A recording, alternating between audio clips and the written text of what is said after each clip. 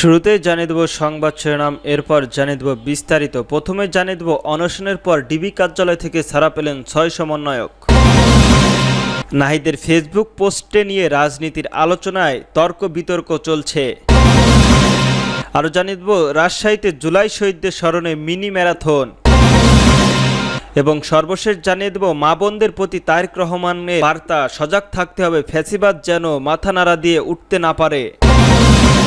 অনশনের পর ডিবি কার্যালয় থেকে ছাড়া পেলেন 6 সমন্বয়ক। নিরাপত্তার অজুহাতে গোয়েন্দা ডিবি কার্যালয়ের আটকে রাখা হয়েছিল বৈষম্য বিরোধী ছাত্র আন্দোলনের মুখোশধারী 6 জন সমন্বয়ককে। আটক থাকার পর এক পর্যায়ে তারা অনশন শুরু করেন। 32 ঘন্টা অনশনের পর 1 আগস্ট দুপুরে 6 সমন্বয়কে ডিবি কার্যালয় থেকে কালো রঙের 2টি গাড়িতে করে যার যার ঠিকানায় পৌঁছে দেওয়া হয়। সমন্বয়ক নাহিদ ইসলাম, আসিফ মাহমুদ, সজীব ভূঁইয়া ও আবু মজুমদারকে 6 দিন, সার্জিস আলম ও হাসনাত আবদুল্লাহকে 5 দিন এবং নুসরাত তাবাসসুমকে 4 দিন ডিবি কার্যালয়ে আটক রাখা হয়েছিল। এই সমন্বয়কদের মধ্যে নাহিদ এখন জাতীয় নাগরিক পার্টির এনসিপির আহ্বায়ক, আসিফ মাহমুদ ভূঁইয়া, সজীব বর্তমান অন্তর্বর্তীকালীন সরকারের উপদেষ্টার, সার্জিস আলম, হাসনাত আবদুল্লাহ ও নুসরাত এনসিপির গুরুত্বপূর্ণ নেতা, আবু বাকের এখন গণতান্ত্রিক ছাত্র সংসদের আহ্বায়ক। ডিবি কার্যালয় থেকে ছাড়া পাওয়ার সেই ঘটনা সম্পর্কে সমন্বয়ক আবু বাকেরের মজুমদার গতকাল বৃহস্পতিবার বিকেলে মুঠোফোনের প্রথম আলোকে বলেন, আমি আমার বোনের বাসায় লোকেশন ঠিকানা দিয়েছিলাম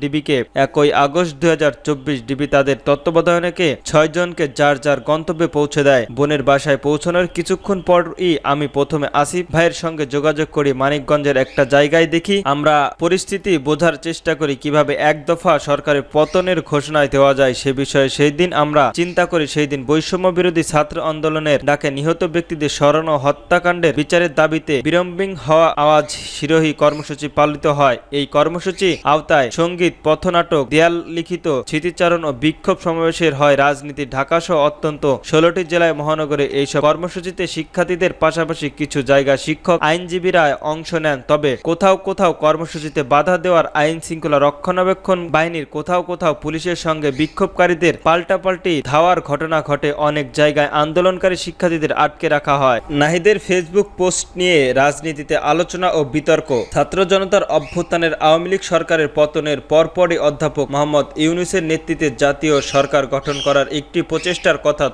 তখন রাজনৈতিক মহলের আলোচিত ছিল। বৃহস্পতিবার জাতীয় নাগরিক পার্টির এনসিপির আহ্বায়ক নাহিদ ইসলামের এক ফেসবুক পোস্টে সেটা নিয়ে নতুন করে বিতর্কের সৃষ্টি হয়। নাহিদ ইসলাম বৃহস্পতিবারের 31শে জুলাই দুপুর 12টা 11 মিনিটে নিজের ভেরিফাইড ফেসবুক পেজ অ্যাকাউন্টের এক পোস্টে বলেছেন, বিএনপির মহাসচিব মির্জা ফখরুল সম্প্রতি একটা সাক্ষাৎকারে বলেছেন, জাতীয় সরকারের কোনো প্রস্তাবনা ছাত্র দলের পক্ষ থেকে তাদের দেওয়া হয়নি, তারা অন্য মাধ্যমে এই প্রস্তাবনা পেয়েছিল। এই বক্তব্যটি সত্যতা নয়। 5 আগস্ট রাতে পেজ ব্রিফিংয়ে বলেছিলেন, আমরা অন্তর্বর্তীকালীন জাতীয় সরকার করতে চাই। সেই পেজ বিজ্ঞপ্তিতে পরপর বিএনপির ভারপ্রাপ্ত চেয়ারম্যান তারেক রহমানের সঙ্গে আমাদের ভার্চুয়ালি মিটিং হয়। সেখানে বৈষম্য বিরোধী ছাত্র আন্দোলনের পক্ষ থেকে জাতীয় সরকার ও নতুন সংবিধানের প্রস্তাব দেওয়া হয়েছিল। তারেক রহমান এই প্রস্তাবে সম্মতি হয়নি এবং নাগরিক সমাজের সদস্য নিয়ে নির্বাচনকালে অন্তর্বর্তীকালীন সরকারের গঠনে সাজেশন দেন। আমরা ডাক্তার মোহাম্মদ ইউনূসের কথা বলি প্রধান উপদেষ্টা হিসেবে। নাহিদের পোস্টে আরো বলেন, 7 আগস্ট ভোরবেলা বিএনপির মহাসচিব মির্জা ফখরুলের বাসায়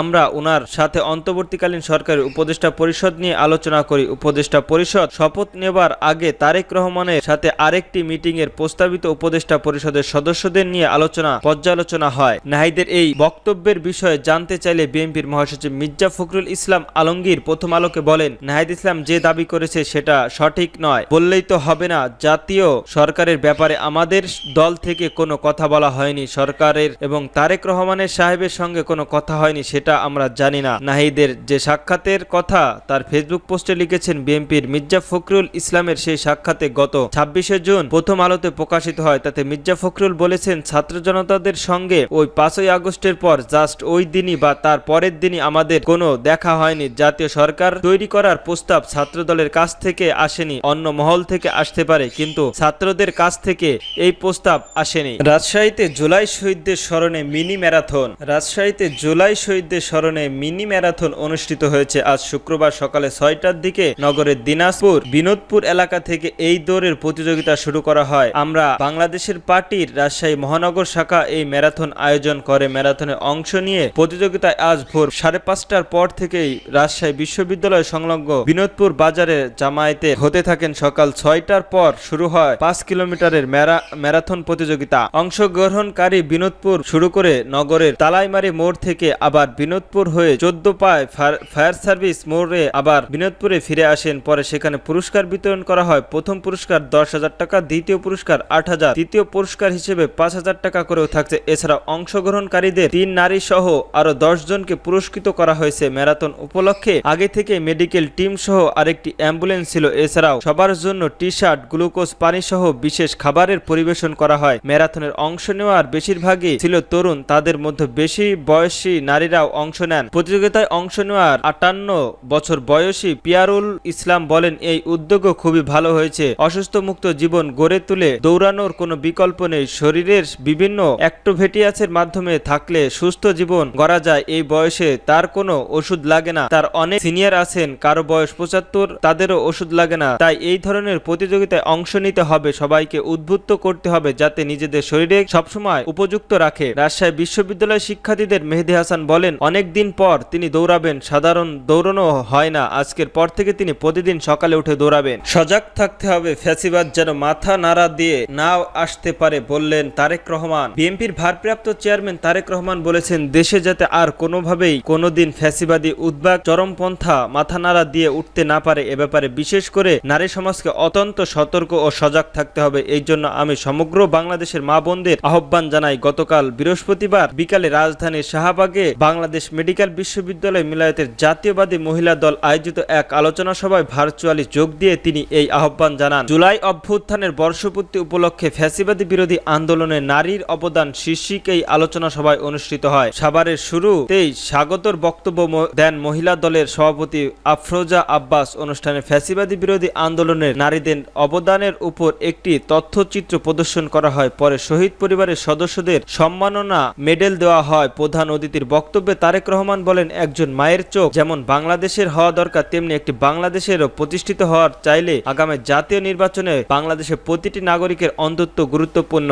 আসুন, নারী পুরুষ শিশু নির্যাতন ধর্মবর্ণ নির্বিশেষে সবাই জন্য শহীদদের কাঙ্ক্ষিত একটি ইনসাফ ভিত্তিক গণতান্ত্রিক নিরাপত্তা বাংলাদেশের প্রতিষ্ঠার মাধ্যমে শহীদদের আত্মত্যাগের প্রতি সম্মান জানাতে আমরা ঐক্যবদ্ধ থাকি। সবার জন্য একটি নিরাপদ, একটি গণতান্ত্রিক, একটি মানবিক বাংলাদেশ পরিচালনার চলমান অভিযাত্রী অতীতের মতো দৃঢ়ভাবে আগামীতে দিনে ও মায়ের বোনদের সংস্ক্রিয় অংশগ্রহণের মাধ্যমে সামর্থ্যীরা আশা করি। তিনি বলেন, বাংলাদেশের পরিবারের হিসেবে যদি আমরা চিন্তা করি তাহলে প্রায় 4 লক্ষ কোটি, এর মধ্যে অর্থনৈতিকভাবে পিছিয়ে থাকা পরিবারগুলোর মধ্যে আমরা যেটা পারস্পরিক করেছি, সামনের দিনগুলি সুযোগ পেলে প্রথম পর্যায়ের কমপক্ষে 50 লাখ প্রান্তিক পরিবারের জন্য আমরা ফ্যামিলির কার্ড চালু করব।